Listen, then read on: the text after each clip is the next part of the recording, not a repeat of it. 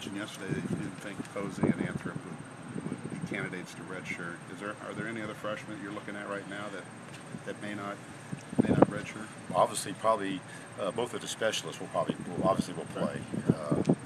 Griggs and Thomas Meadows, and then I've really been impressed with Ryan Watson. We haven't talked about him a whole lot, we have a lot of good defensive linemen, but from what we're trying to get done with the grand scheme of things, different packages that include different defensive linemen per package, there's a place for Ryan Watson. So I wouldn't be surprised to see the red shirt come off of him and for him to potentially play here in the first game of the season. He has really done a great job, particularly the last half dozen practices or so, where he has become more comfortable with what's around him and the speed of the game. He's very, very tough and plays with great leverage.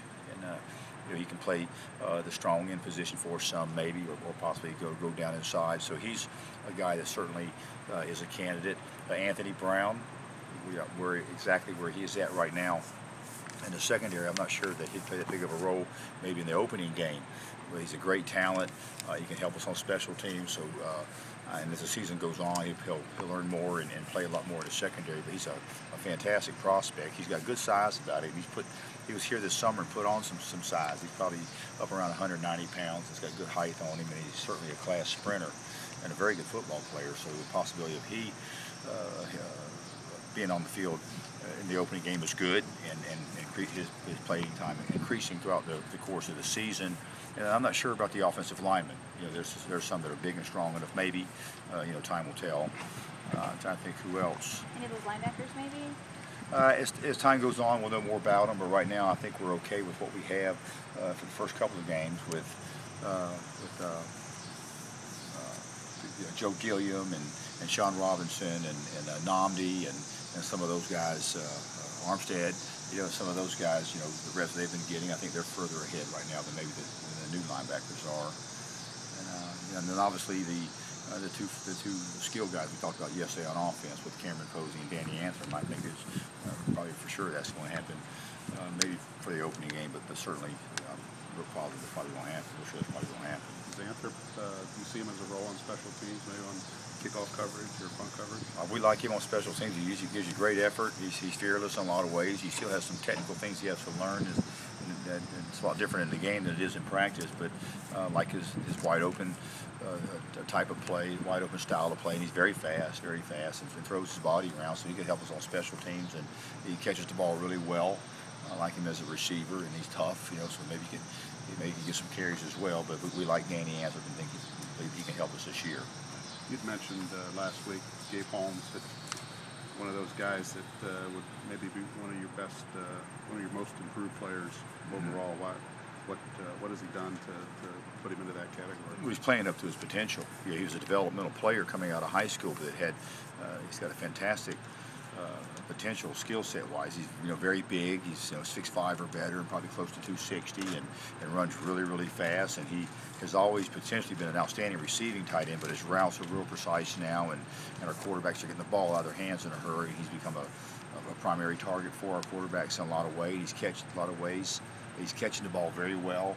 He tight turns and gets upfield. He's a long stride, can cover a lot of ground, and he's really a good blocker. He's come a long ways as a blocker. He's aggressive when he comes off the ball. He's a lot bigger and stronger than he was a couple of years ago. Has a lot of confidence in his physicality, and very quick off the snap. He's easy to coach. I think he's going to be a great tight end. He's certainly a great tight end prospect, but he's a difference maker for our offense in a lot of ways right now. I'm very pleased with him and Crosby Wright and Justin Sims. Those three guys have gotten a lot better. We're very good at tight end right now. It'll depend on what formation you come out on, I suppose, with offense and defense. But do you feel like you have the starters set going into this week then? I think so. There's a couple spots I'm not 100% sure. We have some competition, obviously, at the left tackle position. I think Kevin Panfile is doing fantastic, and so is Justin Kitchens. Both of those guys have been rotating with the ones at that spot. Justin a little bit at the right tackle spot, but Trevor Foy's probably further ahead. He's certainly one of our top offensive linemen. Both Panfile and Kitchens have gotten a lot better. They're trying real hard. They're fantastic athletes for offensive linemen. I think Kitchens weighed in at 290, so he's not the biggest offensive lineman. He's very, very fast. He ran in at 4.7s. very, very fast for an offensive lineman. And Kevin Panfile is also a definite upgrade as an athlete, as an offensive lineman. So there's some competition there, but both of those guys will do a good job at that spot. Who becomes a starter is the guy that practices the best and plays the best, but there's some competition at that spot. I think everything else, it may be as it is. I'd have to really sit down and study the depth chart and talk with the staff a little bit more. I don't know if yesterday's mock scrimmage changed the depth chart a whole lot. We got a lot done yesterday. We had about 60 reps with our ones, you know, our varsity, if you will, the guys that we think will be playing in the games the most on both sides of the ball, and we got a lot done. Went through a lot of scenarios. We were able to identify some areas that we need to improve in. We were able to practice our halftime. That was really a good thing. It was really emulated a halftime. We went a 2-minute after each one of those. Our offense and defense had been on the field about 25, 30 snaps in the first half. Our one offense and our one defense had, and then we went 2-minute ones versus ones. So both of them had to extend themselves like they had been on the field last prior to going into halftime. And then we had our guest speaker there, and he went a little bit longer than I had anticipated, which it really worked out good. He had one heck of a message, but at the same time they had to sit there and get kind of sore and stiff, which happens at halftime some. And then they came out and played much harder in the second half, which is really important for our football team right now. We've addressed the third quarter as a quarter that we need to do better in. So a lot accomplished in yesterday's practice. I like where our team is at. We're not there yet as far as being ready for the opening game, but we're not that far off. We're excited this game week, and we get a chance to play against someone else, and it revitalizes our team some to be getting ready for a real game right now. So I like where we're at, and I think our team does too. How has Logan Link done in his first year as a graduate assistant? He's really done well, and I'm not surprised. He's a fantastic worker, you know, and loves football, loves Purdue. An overachiever as a player in some ways. He's a guy that was a starter as a walk-on, and you go out and recruit, you know, top athletes on a national level and bring them in here, and they couldn't beat Logan out, you know. So he was a good player, and you know, certainly a blue-collar work ethic guy, and he's the same as a graduate assistant.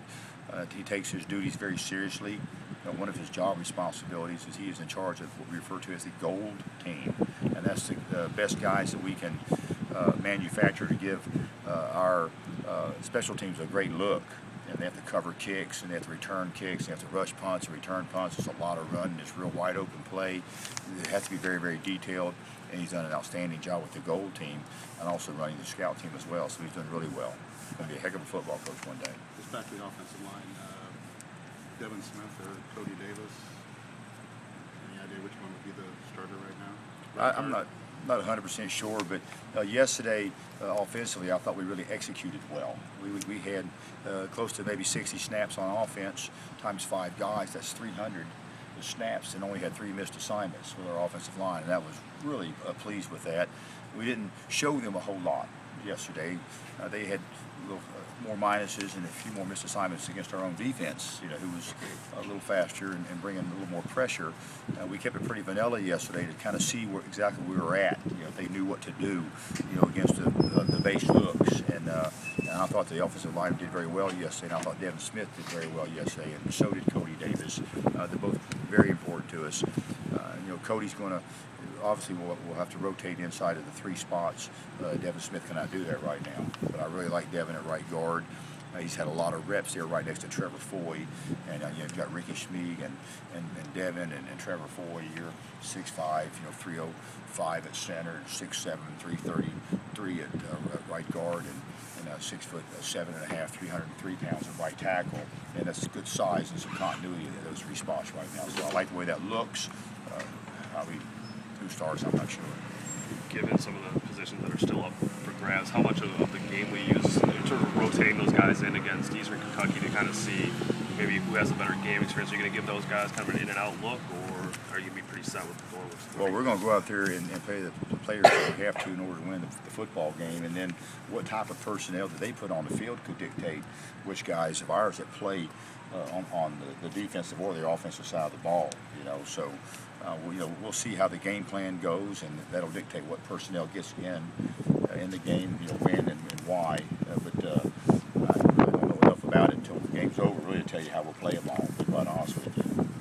Did did you end up awarding scholarships from Jordan and Mike Lee? Did you give those, however that would work? If you had 2 available, did you end up awarding scholarships to any? Well, I haven't done non-scholarship anything with them guys yet for Okay.